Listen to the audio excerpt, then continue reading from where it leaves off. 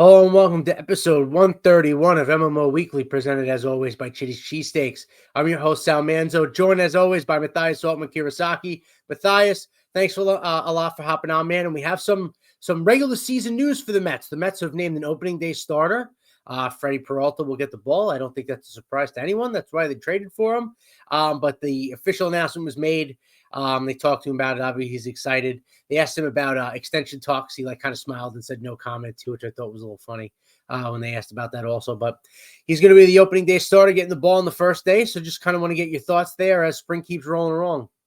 I think he really deserves this. And by the way, I want to point out he's looks just so happy to be a Met. Like Sure. there's something like I haven't seen him without a smile on his face ever since he got traded to the Mets. But yeah, he really deserves this. I know that everyone would have been awesome to see Nolan McLean face Paul Skeens on opening day, but Peralta versus Skeens is also a great pitching matchup. It's his third straight opening day start, and all of them have been in New York. I saw him cut up the Mets on opening day in 2024 when he was with the Brewers, and then last year he started on opening day against the Yankees in the Bronx. This year he gets to start in Flushing for the Mets. But, he looked good in his spring debut also. He went 9 up and 9 down, struck out 3, had 6 whiffs on 14 attempts. So he looked solid. Obviously, it's encouraging to see that first start of the spring. We know he's not pitching in the World Baseball Classic. He's going to be staying with the team. And I think, he looked like he was honestly kind of looked like he was in midseason form. Obviously, it's first start of Grapefruit League play. You never know what you're going to get. But, he really deserves this honor. Yeah, no, absolutely. And, again, this is why the Mets trade for him. He's their ace. He's the frontline guy. So obviously it makes sense for him to start opening day. And to your point, yeah, he does seem happy all the time. He seems like he has a really good energy. Again, you're trying to change things that, from the clubhouse from last year, trying to change that culture. Maybe this is a part of that, right? I know I saw an interview with him from last year on one of the podcasts, just talking about he has the guys on the team for his house after every game for dinner. He just seems like he's got a really infectious kind of personality. And that's something I think the Mets are sorely going to need that, like I said, to kind of make this culture change. He seems like the great guy to do it on the pitching side. Again, not shocked as far as for the opening day nod. And, to your point too, he looked good in 9 up, 9 down, like you said. It's spring. You don't take any stock really in it, whether good or bad or whatever. It's great to just kind of see baseball, but you watch that and you see why the Mets traded for him, right? Where they gave up their couple of prospects to do so. It's exciting to talk about opening day, to have a starter, all that sort of thing. So they kind of keep rolling along here. I do. We didn't talk about it before, but I'm just kind of remiss thinking about like debuts and whatnot. Devin Williams did not have a good debut for the Mets. I believe his first pitch he threw was a home run, which is not great. Again, it's spring. You don't take kind of stock either way. It's obviously, I think, just kind of humorous the way things go with the Mets and Devin Williams the year he had last year. So I did see that kind of the opposite debut. But does that worry you at all either way? For seeing that just for a lot of many more outings until opening day, I guess. I mean, it's like I said, it's his first outing of the year, and also he's throwing that home run was on a cutter. That's a pitch he hasn't really thrown in the past, so he's experimenting with it. He got the next 3 guys out on 8 pitches. Obviously, he didn't get any strikeouts or whiffs, but it's day one of Grapefruit League play for him. I think it is what it is. I know everyone sound the panic buttons. The panic alarms because he gave up a home run on the first pitch of spring training, but I'm not worried. I mean, if he's just experimenting with the pitch and that's the home run he gave up on, maybe it informs him a little bit about what he has to do with that pitch. I hear it didn't necessarily look like that was a pitch that's ready for the regular season. That cutter, it seems like he wants to throw that in there with his slider, but I mean, I'm still excited to see what he can do this year. He really could use a bounce back season. The Mets bullpen could use a bounce back season as a whole. But I think he's still going to play a major role for the team this year. Yeah, I mean, like I said, you don't take a lot of stock in it. It's interesting, State's trying out a different pitch again. This is why you don't take, stock in things in spring one way or another, right? Working on different things. I don't know if I'm excited as much as, cautiously. I don't even want to say cautiously optimistic. But cautious, relievers are very volatile one way or another. So there's no reason why he can't have a good bounce back year, as we know he's done what he's capable of in the past. Again, my worry is just, and unfortunately, it just worked out that he replaced the best closer in baseball. And it's just a clear disadvantage, but we'll see. Like I said, the year to year, these guys change so much, especially relievers. So hopefully he can have a big year. Like you said, he got out the next 3 batters in like 8 pitches. So, it's just one thing, I guess, to talk about for spring, because it happened, right? Keeping pitching kind of rolling along with this. Nolan McLean is really good. He had a good debut too. He's pitching for Team USA, so he'll be leaving with Clay Holmes soon for that, along with a few other guys for some other countries. But great debut for him in the spring as well. Kind of what you expect after what you saw from last year, but just kind of want to get your thoughts on him. Yeah, and the thing that stood out to me, in addition to those 6 strikeouts and only 1 hit allowed in 4 shutout innings, his velocity was up across the board. Normally you see it early in spring, especially. Pitchers aren't necessarily throwing at max effort, and that normally means their velocity is down, their stuff isn't quite there. But I was saying this about Peralta, sort of looking like he was in midseason form. McLean looked like he was in midseason form for sure there. Like I said, velocity way up, and he maintained it from the first inning to the 4th inning when he came out. That's 56 pitches. I mean, he is a guy who's going off to play for Team USA, and he looks like he's basically built up for that. He said he's going to be pitching more in a piggyback role, only probably a couple times. So I'm not too concerned about that, but he looks like he's ready to go. I know that him and Clay Holmes both sort of had to build up a little earlier, only probably like a week or 2 earlier. But yeah, he looks like he's ready for regular season action. And keep in mind, that was against the Astros, or most of the Astros starters. So it's not like he was just facing a minor league lineup. Really, really impressive from McLean. I can't wait to see what he can do over the course of a full season. Yeah, you wonder, you talk about having to ramp up earlier for the WBC. That's, I'm sure, to your point too, why he's kind of at this point. He has to be. He's going to be pitching competitively super soon now for Team USA. You wonder how it affect him through the season, right? Just pitching a full season as it is, hopefully making 30 starts. In a perfect world, with kind of a full off season, and then with the WBC here. So you see how that kind of affects him long term. It'll be interesting. But like you said, a lot to be excited about. Looks really sharp, looks ready to go. Like he could pitch opening day tomorrow if he needed to. And to your point, it was an Astros lineup that he faced that was mostly their starters. So it's all good signs to point there. As always, it'll be interesting not only for the whole year, but to see what he does for Team USA, and however, how much capacity he pitches, whatever. It'd be cool to see him in that uniform. But I kind of want to, I guess, from another young guy on the pitching side, I want to go to the hitting side, and it's going to involve a couple other people. We'll get to it. But Carson Benge is having a really nice spring so far. Had 3 hits in a game the other day. Looked comfortable. See why the Mets, are excited about him. But I just kind of want to transition to that, and we'll talk about the outfield a bit more, like I said, but just what you're seeing from him and your thoughts on, Benge so far here early on in spring. Yeah, I really like his approach at the plate. I think his swing decisions are smart. He's not trying to do too much right now. I know he said he really doesn't like striking out. And look, I do believe he should probably still try to swing hard, still try to hit for some power, but I like his approach so far. He took an offer his first start, I remember, but he got 3 hits recently. He's been like I said, he's been taking good at bats, quality at bats, and he's a solid defender in the outfield. Mm-hmm. So he looks like a guy. I mean, 100%. I think he's going to be in the majors this year. I don't know if it's going to be on opening day, but he's doing his best right now to show that he is worth beginning the year on the major league roster. So really encouraging signs from him. I'm curious to see how things progress from here, because there is competition. It seems like everyone in the outfield, the position player group that has started the spring off the hottest is the outfield. So it's going to be he's sort of facing a little bit of an uphill battle just because of how his competition is playing. But it's been really nice to see him hitting. Yeah, it's a good point. He looks like he has a good approach, able to work counts, seems comfortable doing so. works the middle of the field like you're talking about. Eventually these guys, they want to see them kind of sit more on the plate and pull balls for power like you're talking about. But the approach is something that plays for sure. You mentioned obviously kind of that crowded outfield. I think we know one spot. We know the left field is going to be Juan Soto. That's for sure. I think we can book that. But the rest, like you said, it's been a little bit of a logjam out there, which is a good thing, right? Especially in particularly in right field. You want to talk about Mike Topman and MJ Melendez, both having decent springs as well. That the Mets brought in kind of as these major league camp invitees to, kind of, I would say, float along until they bring up Benge. I agree with you.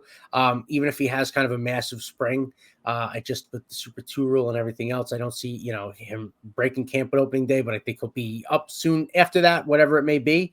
But again, talking about guys like Mike Topman and MJ Melendez, if either one of the both, continue to have a good spring, hit the ball well, may not be a need necessarily to rush Benge up, right? And I think that's the biggest, the most important thing for the Mets, right? To make sure when they bring him up, it's ready and it's for good, and he kind of takes that right field spot and runs with it. But just kind of want to talk to you a little bit about what we're seeing from Melendez and Topman in particular here going forward. Yeah, I mean, I think both these guys are proving that they can break camp this year. Mm-hmm. And I know Topman was a very late signing. He just signed about a week ago. But I mean, like I said this the last time we talked on this show, which is he's been an above average hitter each year since he came back from the KBO. He's proven he can be an effective major leaguer. And Melendez has shown flashes of greatness when he was with the Royals. He hit the ball super hard. Today, he hit 2 home runs, including a 3-run homer. Topman homered in his first at-bat of Grapefruit League play this year. The last thing I want is for Carson Benge to begin the year on the opening day roster and to struggle. I think this is a guy who has less than a month of AAA experience. Unless he completely is pulverizing the baseball this spring, he should begin the year in AAA. It'd be the best for him. I don't want him to make the majors and then press and then struggle and then get sent to the minors, and it ruins his confidence.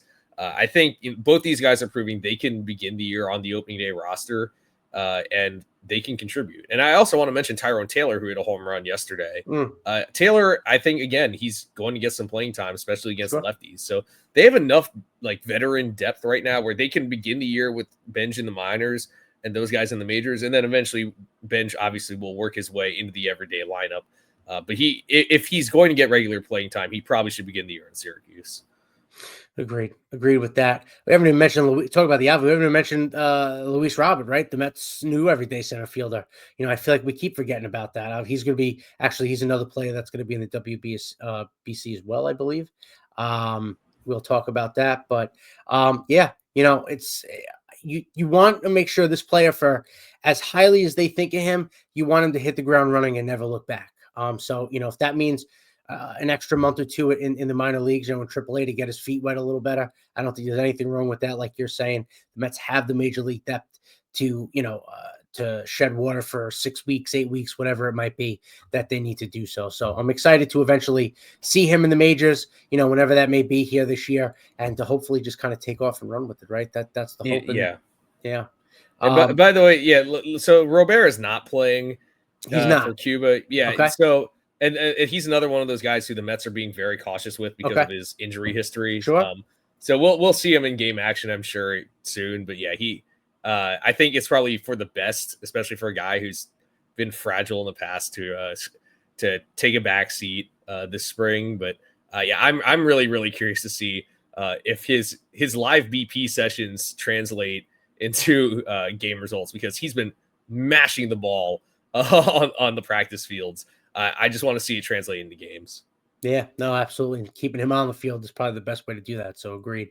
We got to talk about Bichette just a little bit. Obviously, he's now played his first couple games here at third base. It's kind of 50-50. There was one play deep in the hole down the line. He didn't make an accurate throw. The other day he came across to his left, though, cut a ball off, made a nice throw. I just think that's going to be the growing pains of somebody playing a new position that's not necessarily known to be defensive first as it is, even when he was a shortstop. So just kind of want to talk a little bit with that, just him playing a new position here now that we're finally kind of seeing him play third in game action.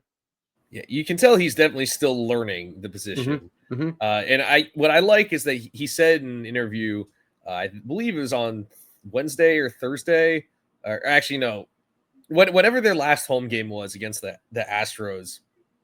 I like that what he was saying is that he spoke to guys like Matt Chapman and Nolan Arenado about playing third base. It's good to learn from guys like that who have illustrious careers at the hot corner. And, like I said, he's still learning, but that bare hand play he made on the ball moving to his left was nice. He definitely, his arm strength looks like it's translating better from shortstop to third base. Because for a shortstop, it was not a super strong arm, but third base, it seems like it's solid. His range was never particularly great at shortstop. And I think maybe playing a corner position could help that a little bit. But yeah, he's still learning. I think this is the best way for him to get better at third base, just consistently getting reps. But yeah, I know everyone has questions about him playing third base, but that play that he made, the bare hand play, was definitely encouraging, and I'm curious to see how he progresses. Yeah, like I said, it'll be interesting. But he's hitting 330 with the 900 OPS. I don't think anyone's going to care as much about the defense, right? That's why he's here getting paid all that money. But it'll be interesting to see how he progresses defensively in a new position as the spring rolls on. Real quick, obviously we mentioned guys going to the WBC. I just kind of want to talk to you a little bit about it to wrap things up. Let's have a few guys going, like we said, Nolan McLean and Clay Holmes for Team USA, Juan Soto, obviously, for the Dominican Republic. Mark Vientos is playing for Team Nicaragua, and you have a few Mets minor leaguers playing for some other countries as well. But obviously, that's going to be starting here in about a week. So just kind of want to get your thoughts before that kicks off the baseball season for us officially. Yeah, I mean, I'm super excited for the WBC, and I know Mets fans are still a little scarred from 2023, and I completely understand, because we've seen it happen before 2023 also. 2017, Seth Lugo was like the Iron Man for Team Puerto Rico, and then hurt his elbow in his last outing of the WBC. I remember back in 2009 when the Mets had traded for JJ Putz and he hurt his arm in the tournament. But, I think this is a great opportunity for the pitchers, especially. Obviously, it's going to be a playoff-like atmosphere, especially once it expands past the pool stage. And honestly, I think it's good, especially for a young guy like McLean, to get experience pitching in that type of atmosphere. Obviously, he pitched in some big games down the stretch, but those weren't in the playoffs. This is going to be the closest you're going to get to pitching in the playoffs without actually being in the playoffs. So I think this is going to be a great experience for him. Holmes, too, this is going to be his first time in a bit how do I describe it? A bit higher stages of intensity as a starter compared to being a reliever. So, and obviously I'm always excited to watch Juan Soto play. Team DR is stacked. I believe I saw a tweet from the Cespedes Family Barbecue guys that that lineup is 8 guys who received MVP votes, and Austin Wells isn't even a bad player himself. So I'm really excited to see him hitting in the middle of that lineup. Yeah, no, I think it's great experience for the players. And that, like I said, the atmosphere is electric. Every team takes it super seriously. Plus, some of these teams are actually, all the teams outside of the US are playing for spots in the Olympics. So there is a little bit of extra juice to that intensity there. So yeah, I'm really excited. Hope none of these guys get hurt, but I can't say I'm not excited to watch them play. Yeah, listen, I love baseball, and any chance to watch like the best assortment of the players in the world go against each other, I think it's cool. Obviously, you just worry about injuries. You worry about guys like Soto. God forbid anything happens, but that's the risk to take when they're allowed to play in it. I don't get the insurance thing where some guys are allowed to play as opposed to others, but it is what it is. Some of these guys are playing. To your point about McLean, I think that's interesting. Playing in that kind of high level environment will be good for him. Being in that dugout, right, with so many tremendous players, probably is always a help too. So that'll be interesting there. And it'll be good to see just baseball in general. Back and on our screens. I mean, I think it was yesterday or earlier today. Japan took batting practice at the Tokyo Dome. They sold out 45,000 people. So that should just tell you how, big this is for some of these countries. It's exciting to see. And, I wish we got excited more about it. I feel like stateside. I think I agree. It's unfortunate for the time of the year that it is. I don't know if there's any really great time to have it. I've kind of made the argument in the past that, you do what the hockey does sometimes, especially with the Olympics. You pause the season for a couple weeks or whatever, in a week and a half. You don't have an all-star game you do in the middle of the season. I think that might be the best pitching-wise for these guys in health, but who knows? They're doing it in March, and, baseball will be here next week. We'll be cheering on our country, so that'll be great. But that's going to wrap everything up for this week. Matthias, thanks a lot for jumping on, and we'll catch you again, as the Grapefruit League rolls on here and the WBC starts. And as always, folks, let's go Mets.